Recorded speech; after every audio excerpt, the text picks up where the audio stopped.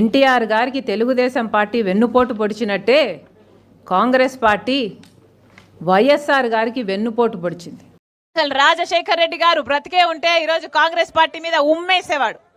ఈరోజు వైఎస్ఆర్ తెలంగాణ పార్టీని కాంగ్రెస్ పార్టీలో విలీనం చేస్తున్నందుకు రాజశేఖర్ రెడ్డి బిడ్డగా నేను సంతోషిస్తున్నా. ఎందుకంటే ఈ రోజు నుంచి వైఎస్ఆర్ తెలంగాణ పార్టీ కాంగ్రెస్ పార్టీలో భాగమై, కాంగ్రెస్ పార్టీ ఉన్నంత వరకు వైఎస్ఆర్ తెలంగాణ పార్టీ కూడా కాంగ్రెస్ పార్టీలో భాగమై ఉంటుంది. కాబట్టి వైఎస్ఆర్ తెలంగాణ పార్టీ నాయకులు, వైఎస్ఆర్ తెలంగాణ పార్టీ కార్యకర్తలు నాతో పాటు ఈరోజు చాలా సంతోషంగా ఇండియన్ నేషనల్ కాంగ్రెస్ పార్టీలో విలీనం కావడం జరుగుతుంది.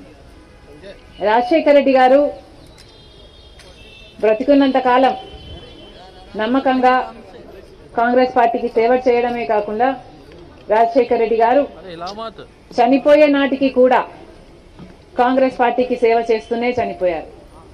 ఈరోజు రాజశేఖర్ రెడ్డి బిడ్డ కాంగ్రెస్ పార్టీలో చేరుతుంది అంటే రాజశేఖర్ రెడ్డి గారికి చాలా సంతోషం, చాలా గర్వం కలిగించే విషయం అని నేను నమ్ముతున్నా.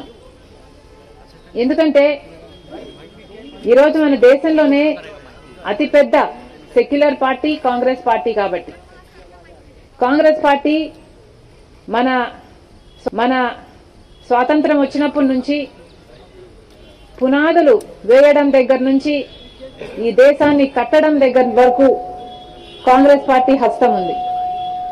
ప్రతి వర్గాన్ని కలుపుకుపోతూ, ప్రతి విశ్వాసానికి, ప్రతి ఫెయిత్కు నమ్మకం కలిగిస్తూ, ప్రతి సెక్షన్ ఆఫ్ ద సొసైటీలో కలుపుకుపోతూ ముందుకు వెళ్లిన పార్టీ కాంగ్రెస్ పార్టీ.